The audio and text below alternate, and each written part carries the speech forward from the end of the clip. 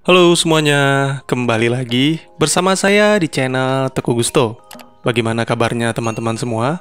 Saya doakan semoga semuanya baik-baik dan sehat-sehat saja ya. Dan bagaimana dengan video alur cerita film Judge Dredd? Mudah-mudahan bisa memberi manfaat atau minimal bisa menghibur teman-teman dimanapun berada. Kali ini, kita akan membahas alur cerita dari film yang berjudul Battle Los Angeles. Rilis di tahun 2011, film bergenre perang fiksi ilmiah ini disutradarai oleh Jonathan Liebsman. Battle Los Angeles ini dibintangi oleh Aaron Eckhart, Michelle Rodriguez, Bridget Moynahan, dan Michael Pena. Bercerita tentang upaya sekelompok tentara marinir mempertahankan kota yang telah ditinggalkan oleh penduduknya dikarenakan invasi makhluk asing. Pasti pada penasaran kan? Bagi teman-teman yang sudah menonton filmnya ataupun sudah menonton rekapannya di channel lain, disarankan untuk menonton lagi, karena saya yakin teman-teman akan mendapatkan pengalaman berbeda di channel ini. Baik daripada menunggu berlama-lama, mari kita langsung saja ke ceritanya. Michael Nance adalah seorang anggota marinir senior yang telah banyak menerima medali penghargaan. Setelah 20 tahun mengabdi kepada negara, kini dia ditugaskan melatih para marinir muda dan mempersiapkan mereka untuk menghadapi pertempuran. Suatu hari Mike menemui temannya yang bernama John untuk mengajukan pengunduran diri karena usianya yang sudah tidak cocok lagi berada di lapangan. Di samping itu, Mike juga sama sekali tidak tertarik untuk menghabiskan sisa umurnya bekerja di belakang meja seperti John. Akhirnya karena tekad Mike sudah bulat, John pun tidak punya pilihan lain selain menerima pengajuan itu. Media-media memberitakan bahwa NASA menemukan objek asing yang diyakini sebagai hujan meteor. Biasanya, meteor itu membutuhkan waktu beberapa bulan atau bahkan beberapa tahun untuk tiba di bumi. Tetapi yang sangat mengherankan, hanya dalam waktu kurang dari 4 jam benda itu sudah hampir tiba di atmosfer bumi. Oleh karena itu, NASA serta beberapa organisasi antariksa mengeluarkan peringatan darurat bahwa meteor akan mendarat di pesisir pantai pada 8 kota yang berada di seluruh dunia, dan kemungkinan besar jumlahnya akan terus bertambah. Demi keselamatan, pemerintah meminta penduduk yang tinggal di daerah pantai untuk segera melakukan evakuasi. Tetapi kenyataannya, orang-orang malah menuju ke pantai untuk menyaksikan kejadian itu. Ketika Mike sedang melatih para marinir muda, tiba-tiba saja John datang dan meminta Mike kembali ke markas, karena dia akan ditugaskan untuk membantu letnan muda bernama Martinez yang akan memimpin sebuah misi. Setelah bertemu dengan Martinez, mereka semua berkumpul untuk mendengarkan penjelasan tentang hujan meteor, di mana NASA menemukan keanehan saat meteor itu hendak menghantam perairan laut. Terjadi pengurangan kecepatan secara drastis, seperti sebuah pesawat yang sedang mendarat. Di samping itu, mereka telah mendapatkan gambar wujud benda itu yang terlihat seperti benda mekanik. Oleh karena itu, marinir diminta mempersiapkan diri dalam situasi pertempuran. Apa yang telah dijelaskan kepada marinir ternyata benar. Hal ini sesuai dengan yang diberitakan oleh media bahwa baru saja meteor kembali mendarat dan kali ini sangat dekat dengan kapal perang Amerika. Lalu muncul beberapa makhluk misterius yang menembaki seluruh warga di pesisir pantai. Dan tidak membutuhkan waktu lama, para alien yang memiliki senjata canggih itu telah menguasai hampir seluruh pesisir pantai di California.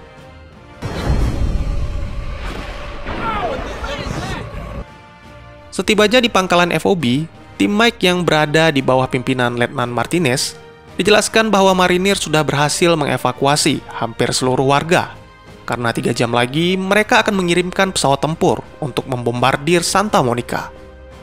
Tetapi mereka baru saja mendapatkan laporan bahwa ada beberapa warga sipil yang masih terjebak di sana. Letnan Martinez bersama timnya diperintahkan untuk membawa warga tersebut ke titik evakuasi. Sepanjang perjalanan, mereka menemukan beberapa warga yang tewas karena gagal menyelamatkan diri. Lalu tiba-tiba saja sebuah serangan bom roket menghantam mereka dan disusul dengan tembakan dari segala arah yang menyebabkan para marinir terkepung.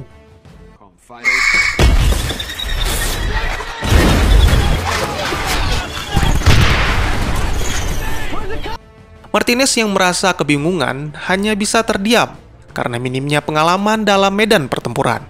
Di samping itu, jarak pandang yang sangat pendek membuat mereka tidak bisa membalas serangan, sehingga korban pun mulai berjatuhan. Beruntung Lockett berhasil menemukan jalan keluar dari kepungan musuh, sehingga mereka bisa bersembunyi di dalam rumah penduduk dan mengobati beberapa prajurit yang terluka. Di sana, Letnan Martinez memerintahkan untuk segera menghubungi tim evakuasi agar bisa membawa warga sipil dan prajurit yang terluka. Sedangkan Mike memutuskan untuk mencari Lenihan karena Imlay melaporkan bahwa tidak ada yang melihat pria itu sejak mereka memasuki rumah penduduk. Sementara itu, Lenihan yang terpisah dari kelompok mencoba menghubungi teman-temannya lewat radio untuk memberitahukan lokasinya. Saat ini, Lenihan mengalami luka di bagian kakinya karena terkena tembakan. Lagi-lagi alien muncul secara tiba-tiba dari kolam renang dan menembak Lenihan.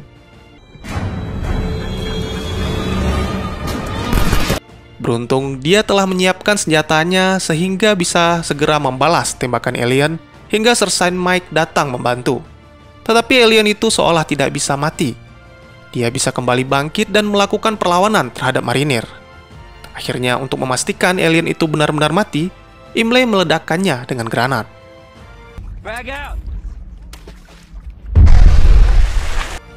Beberapa waktu kemudian, setelah Mike bergabung kembali dengan tim Martinez, mereka pun berhasil tiba di kantor polisi. Di perjalanan, mereka juga bertemu dengan beberapa marinir yang membawa seorang angkatan udara bernama Elena Santos. Wanita ini diperintahkan melacak transmisi radio musuh untuk menemukan pusat komandonya. Tetapi yang terjadi, malah transmisi mereka berhasil dilacak oleh musuh, sehingga menyebabkan tim Elena Santos dikepung dan hanya menyisakan dirinya yang selamat. Saat helikopter tiba, Imlay diperintahkan Martinez untuk melemparkan asap yang menandakan titik penjemputan. Di dalam kantor polisi, marinir juga berhasil menemukan beberapa warga yang selamat. Mereka adalah Joe, Hector, Michelle, dan keponakannya. Sangat disayangkan helikopter sudah dipenuhi oleh para marinir yang terluka, sehingga warga yang baru saja ditemukan tidak bisa dievakuasi. Tetapi mungkin Michelle dan keponakannya menganggap hal itu sebagai keberuntungan, karena secara mengejutkan, pesawat alien muncul dan meledakkan helikopternya.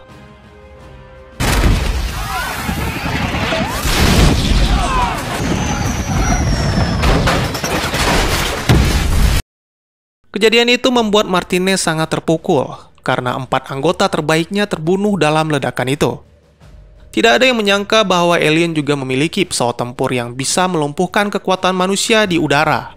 Bahkan kini, menurut laporan yang mereka terima, selain pantai dan pemukiman penduduk, para alien juga telah menguasai wilayah udara dengan pesawat tempur mereka. Tetapi Mike menjelaskan bahwa tidak ada gunanya untuk memikirkan hal itu. Yang terpenting adalah mengevakuasi para warga ke FOB, karena sebentar lagi Angkatan Udara akan membombardir wilayah itu. Mike tidak peduli benar atau salahnya keputusan Martinez, karena seharusnya siapapun yang turun ke medan perang pasti sudah siap menghadapi kematian. Mendengar hal itu membuat semangat Martinez kembali. Dia memerintahkan Lockett dan Kearns mengintai dari atas gedung untuk mencari jalan tercepat menuju ke pangkalan FOB. Beberapa waktu kemudian, Joe dan anaknya Hector menemui Mike untuk mengucapkan terima kasih karena sudah datang menyelamatkan mereka. Joe dan Hector juga siap membantu para marinir jika memang sewaktu-waktu tenaga mereka dibutuhkan. Lalu media televisi memberitakan tentang pendapat seorang ilmuwan terkemuka bernama Profesor Stewart. Menurutnya, alien itu tidak berniat untuk berkomunikasi atau menuntut sesuatu dari manusia. Mereka secara tiba-tiba mendarat dan membunuh semua manusia yang ditemuinya. Hal ini sangat menjelaskan tujuan mereka ke bumi adalah untuk menguasai sumber daya alam. Akhirnya Lockett dan Kearns menemukan sebuah bus yang bisa digunakan untuk menuju ke FOB, serta rute aman yang bisa dilalui dengan cepat. Martinez langsung mengirimkan Stavro dan Harris untuk memeriksa bus itu. Sedangkan Mike dan yang lainnya mencoba untuk membedah tubuh alien yang masih hidup. Karena sama seperti sebelumnya, makhluk itu sangat sulit untuk dibunuh, walaupun sudah ditembak secara bertubi-tubi. Lockett dan Kearns melaporkan bahwa salah satu alien masuk ke dalam gedung. Beruntung Imlay sudah berada di dekat pintu masuk, sehingga dia bisa menahan makhluk itu dengan grenade launcher.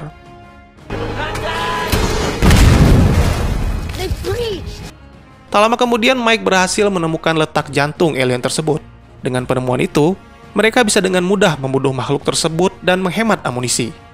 Akhirnya mereka semua pun bergegas menuju bus karena Stavro dan Harris telah tiba.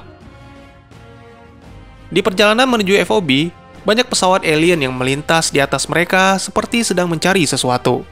Untungnya Mike menyadari bahwa ternyata alien melacak sinyal radio mereka. Mike pun langsung meminta semua anggota untuk mematikan radionya. Lalu dia mengambil salah satu radio untuk memancing pesawat alien ke arah pom bensin dan meledakkannya dengan granat.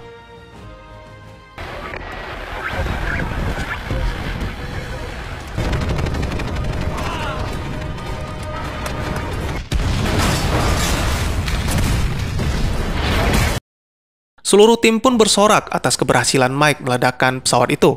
Kali ini Mike membuktikan kemampuannya yang memang layak menerima medali penghargaan.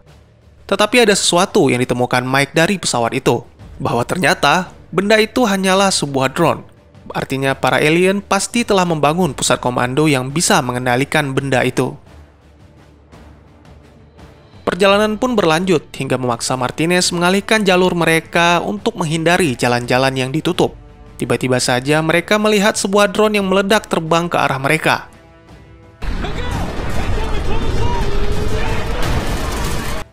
Ternyata di depan mereka sedang terjadi pertempuran. Oleh karena itu, mau tidak mau, mereka harus meninggalkan bus untuk menyelamatkan warga sipil. Tak lama kemudian, pasukan yang bertempur dengan alien pun berhasil dikalahkan. Kini sasaran alien adalah kelompok Martinez. Dengan membawa sebuah meriam, pasukan alien menyisir area itu dan membuat para marinir terpojok.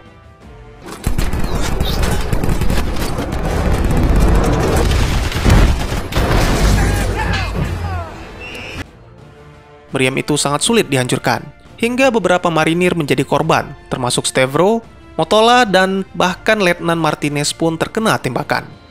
Akhirnya untuk menyelamatkan anggota tim, Letnan Martinez memerintahkan Mike mengambil alih pasukan dan meninggalkannya. Kali ini Martinez akan memancing musuh dengan radio, lalu meledakkan diri dengan bom untuk menghancurkan meriam musuh. Echo Company, 2nd Battalion, 5th Marines, hurrah! Para marinir pun melanjutkan perjalanan hingga tiba di sebuah supermarket. Mereka juga membawa Joe Rinken yang terluka akibat tertembak saat mencoba melindungi Adoko dan Michelle. Dia merasa sudah tidak mungkin melanjutkan perjalanan.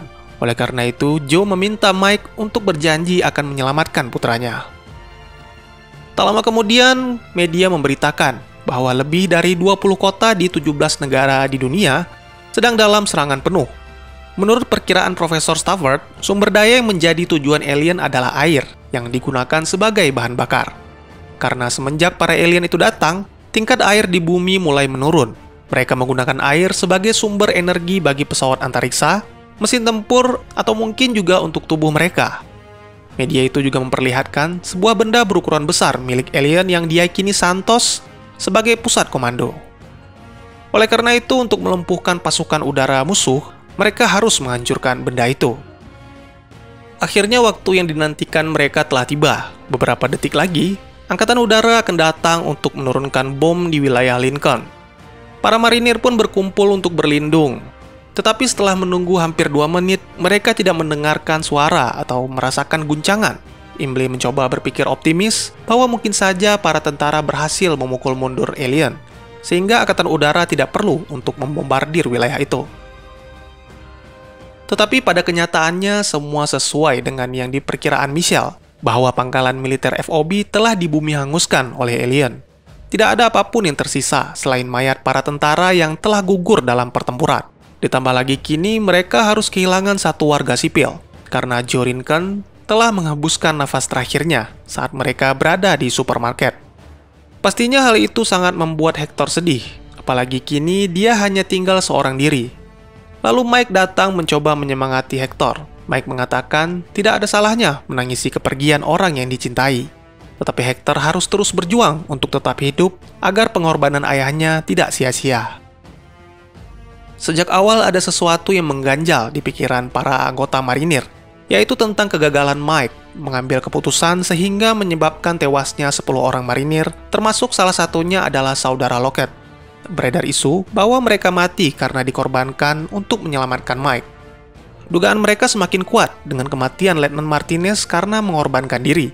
Tetapi Mike menegaskan kepada mereka semua, terutama kepada Lockett, bahwa semua itu terjadi di luar kehendaknya. Dan sampai saat ini, Mike tidak pernah melupakan jasa-jasa mereka yang telah gugur. Bahkan Mike bisa menyebutkan nama lengkap anggotanya beserta nomor ID.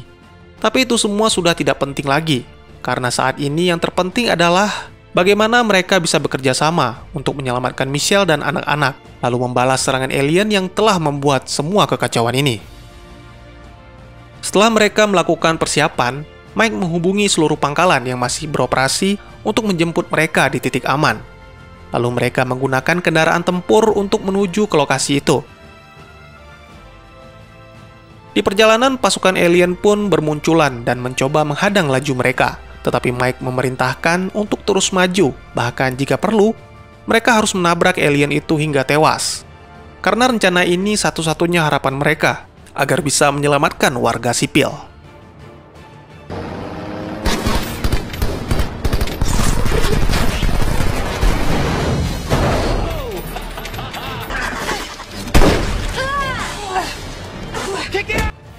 Sesuai yang dijanjikan, sebuah helikopter datang untuk menjemput mereka. Mike mendapatkan laporan bahwa seluruh pasukan militer dan para warga yang selamat telah meninggalkan Los Angeles, karena kota itu telah dikuasai sepenuhnya oleh alien. Tidak lama setelah mereka lepas landas, helikopter itu mengalami masalah sehingga hampir saja mereka mengalami kecelakaan. Ternyata penyebabnya adalah helikopter itu sedang berada di area base musuh, yang mana base itu dilengkapi dengan EMP. Mike pun menitipkan surat terakhir Martinez kepada Michelle dan menyerahkan kepemimpinan kepada Imlay, karena Mike memutuskan untuk menunda kepulangannya demi menghancurkan base musuh yang sudah ada di depan mata. Karena jika mereka sudah keluar dari Los Angeles, mereka tidak akan memiliki kesempatan lagi untuk masuk ke kota itu. Setelah Mike turun menggunakan tali, dia tidak menyangka ternyata seluruh anggotanya, bahkan Lockett, juga ikut turun untuk membantu Mike dalam menjalankan misi yang bisa dibilang bunuh diri. Semua itu karena mereka merasa terhormat bisa bertempur bersama Mike.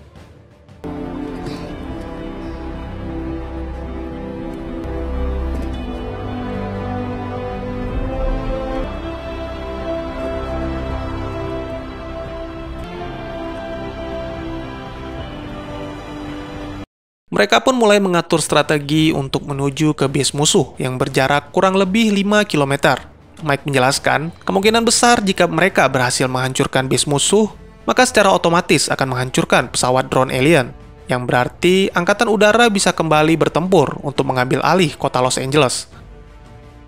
Santos menyarankan mereka masuk ke selokan, karena selokan merupakan tempat teraman bagi alien bersembunyi dan mendapatkan air sebagai sumber energi mereka.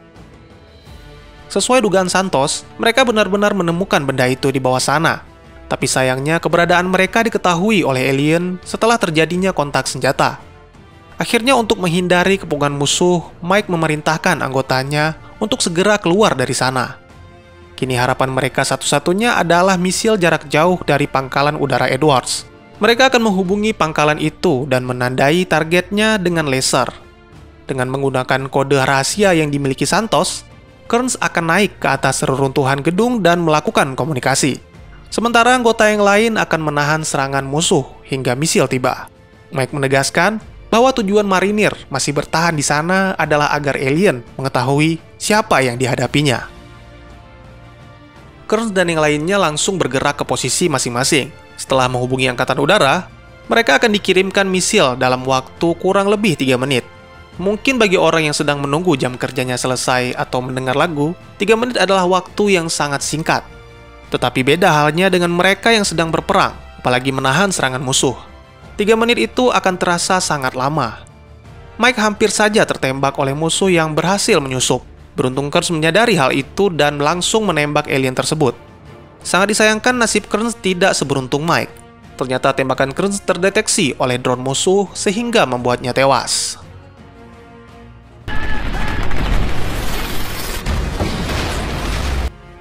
Di 60 detik yang tersisa, serangan alien semakin brutal. Mereka kembali membawa mesin-mesin tempurnya yang canggih hingga Santos hampir saja tewas terkena bom roket. Akhirnya misil pun tiba dan menghancurkan pemancar musuh. Menyadari hal itu, base alien pun mencoba melarikan diri dan mengendalikan drone jarak dekat untuk menghabisi para marinir. Keadaan pun mulai tidak terkendali saat misil kedua berhasil dihadang oleh drone. Ditambah lagi, salah satu drone berhasil meledakkan area pertahanan hingga membuat mereka hampir tewas.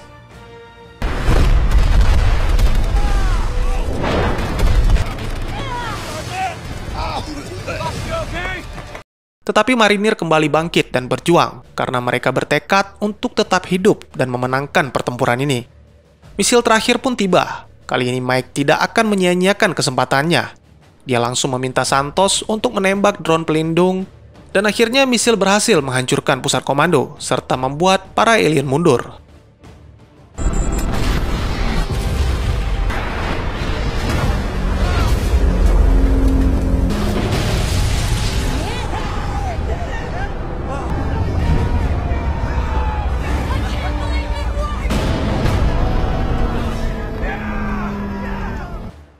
Film ditutup dengan menampilkan seluruh marinir dijemput dengan helikopter untuk dibawa ke pangkalan militer yang berada di Gurun Mojave, California. Mereka dianggap sebagai pahlawan karena berhasil menyelamatkan warga sipil dan menemukan kelemahan musuh. Seorang perwira tinggi di sana menjelaskan bahwa informasi tentang kelemahan musuh telah disebarkan ke seluruh pasukan. Untuk selanjutnya, pihak militer akan mengumpulkan pasukan untuk merebut kembali kota Los Angeles. Sementara itu mereka dipersilahkan untuk beristirahat karena menurutnya para marinir sudah sangat lelah untuk kembali bertempur. Tetapi Mike tidak sependapat dengan perwira itu. Setelah meneguk beberapa gelas air, dia kembali menyiapkan peluru dan perlengkapan tempur lainnya untuk segera kembali ke medan perang. Para anggotanya yang menyaksikan hal itu pun langsung melakukan hal yang sama. Karena seperti yang dikatakan Mike, tidak ada yang bisa menghentikan marinir. Dan tamat. Bagaimana dengan alur cerita Battle Los Angeles? Apakah menarik? Mari kita masuk ke segmen penjelasan. Setelah saya telusuri, banyak yang menyebut makhluk alien itu dengan nama Aquoids atau Land Shark. Mereka menyerang bumi dengan tujuan menguasai sumber daya alamnya, terutama air. Tetapi berdasarkan penjelasan Profesor Stafford, air yang dimaksud di sini adalah H2O, di mana bumi sangat kaya akan senyawa tersebut. Mereka meletakkan mesin di atas laut untuk menyerap H2O dan mengubahnya menjadi energi yang bisa digunakan untuk kapal antariksa, mesin tempur, ataupun tubuh alien itu sendiri. Dapat dilihat di scene saat Mike menancapkan belatinya ke tubuh alien, yang mana darah mereka tidak memiliki warna seperti air. Menurut saya, kemungkinan besar telah terjadi perang di planet Aquoids, sehingga menyebabkan planet yang kaya akan sumber air itu mengalami kehancuran dan sudah tidak layak untuk ditempati. Di samping itu, saya juga yakin bahwa pasukan alien yang menyerang bumi itu bukan pasukan terkuat mereka, melainkan sisa-sisa dari kaum mereka yang masih bertahan di planet asalnya. Bisa dibilang mereka nekat menginvasi bumi demi kelangsungan hidup spesiesnya, sama halnya umat manusia di film After Earth. Bagi yang belum menonton alur cerita dan penjelasannya, bisa langsung klik link di pojok kanan atas. Alien Aquoids memiliki 4 jenis kasta. Kasta warrior atau infanteri, kasta operations atau pasukan khusus, kasta officer atau perwira, dan yang terakhir kasta intelligence. Sepanjang film, jenis yang paling sering muncul adalah infanteri dan operations. Dua jenis ini memiliki kesamaan kecuali di tinggi badan mereka, yang mana warrior memiliki tubuh yang lebih tinggi. Perbedaan mencolok lainnya adalah senjata yang dicangkokkan di kedua tangan warrior. Sedangkan di jenis operations, senjata hanya dicangkokkan di tangan kanannya saja. Untuk jenis perwira, sepengetahuan saya hanya dimunculkan sekali saat para marinir melakukan pertempuran terakhir. Perwira memiliki tubuh lebih ramping dengan 4 kaki, serta senjata yang dicangkokkan di tangan kanannya saja. Sedangkan intelligence memiliki tubuh yang agak pendek dibandingkan 3 jenis yang lain. Perbedaan lainnya adalah memiliki senjata yang tidak menyatu dengan tangan, sehingga mereka bisa mengendalikan mesin-mesin tempur seperti meriam dan drone. Pelajaran yang saya ambil dari film ini, hidup adalah sebuah perjuangan. Oleh karena itu, selama darah masih mengalir, perjuangan tidak akan pernah berakhir.